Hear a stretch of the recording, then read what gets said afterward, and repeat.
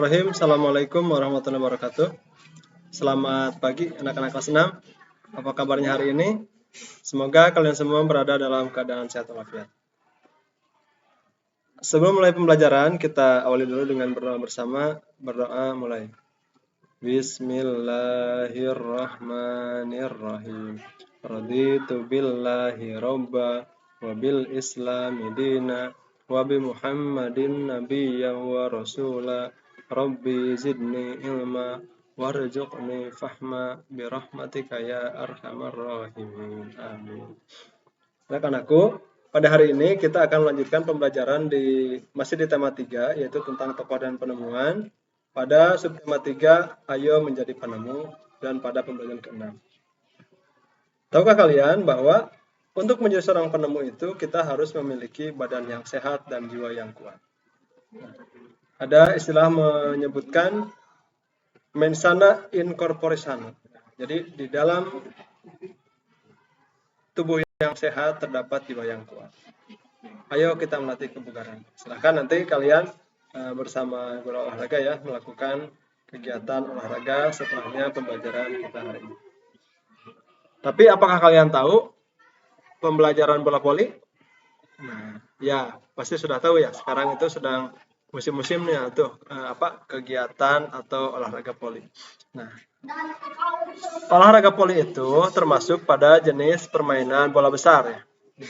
Permainan bola voli telah dikenal sejak abad pertengahan Romawi. Kemudian permainan ini diperkenalkan di Jerman pada tahun 1893 dengan nama Faustball. 2 tahun kemudian, olahraga ini diciptakan William G. Morgan pada tahun 1895. William G. Morgan adalah Direktur YMCA atau Young Men Christian Association di kota Holyoke, negara bagian Massachusetts, Amerika Serikat. Nah, ia mencoba permainan semacamnya yang diberi nama Minonete. Dasar yang digunakan permainan Minonete adalah memukul-mukul bola hilir mudik di udara. Nah, maka permainan Minonete ini kemudian diubah menjadi bola voli atau volleyball ya. Bola voli masuk ke Indonesia pada tahun 1928 di masa penjajahan Belanda. Nah, itu sekilas tentang sejarah penemuan bola voli yang ditemukan oleh William J. Morgan ya pada tahun 1895. Selanjutnya, kita membahas kembali tentang kosakata baku pada teks eksplanasi. Sebelumnya kita telah mempelajari apa itu teks eksplanasi, kemudian struktur teks eksplanasi ada apa saja. Nah, sekarang kita akan menentukan kosakata baku.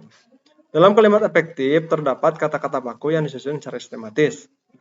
Jadi, kalimat efektif itu ya tersusun dari kata-kata yang baku yang sudah sesuai dengan PWBI, kemudian disusun secara sistematis. Ada subjek, ada predikat, ada objek, ada keterangan. Kemudian bisa juga tambahkan pelengkap. Itu termasuk pada kalimat efektif.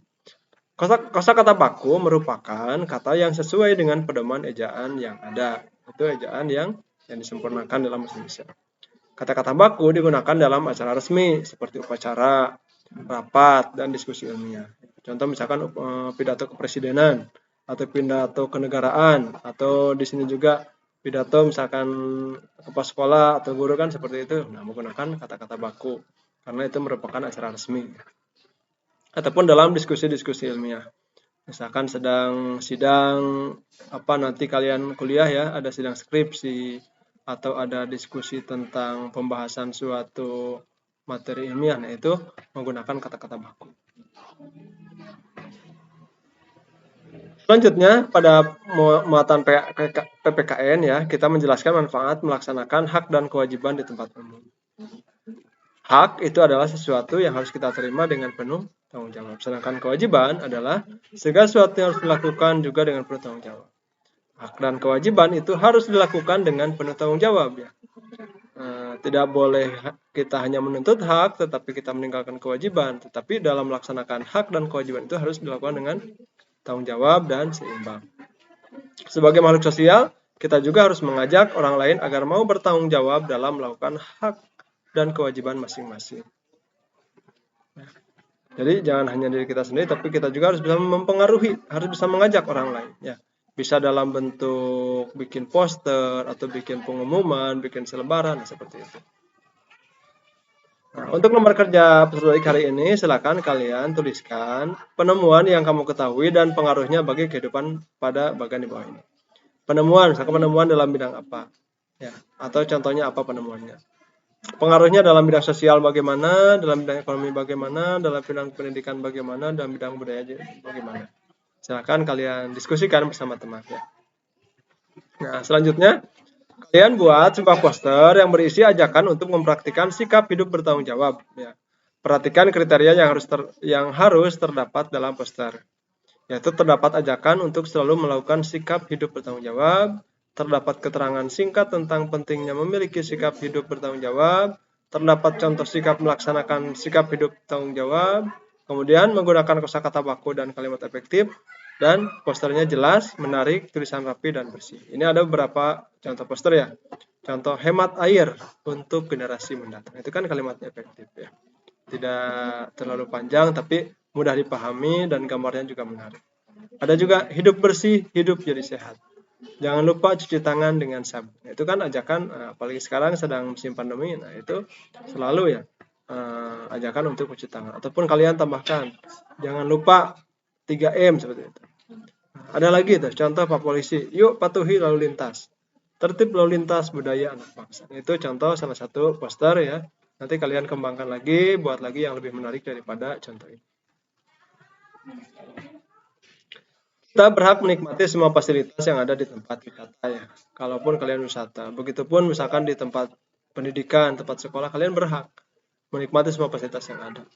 Namun, kita juga wajib menjaganya agar fasilitas tersebut tidak rusak dan dapat dinikmati oleh banyak orang. Misalnya, kalian di sekolah nih, fasilitas sekolah itu kan banyak. Ada buku, ada alat elektronik, kemudian ada ruang kelas, meja, kursi, dan sebagainya. Itu silahkan kalian gunakan, kalian nikmati ya. Tetapi ingat kewajibannya, kalian harus merawatnya, jangan sampai rusak, jangan sampai dicoret-coret, ya, apalagi sampai hilang dan sebagainya.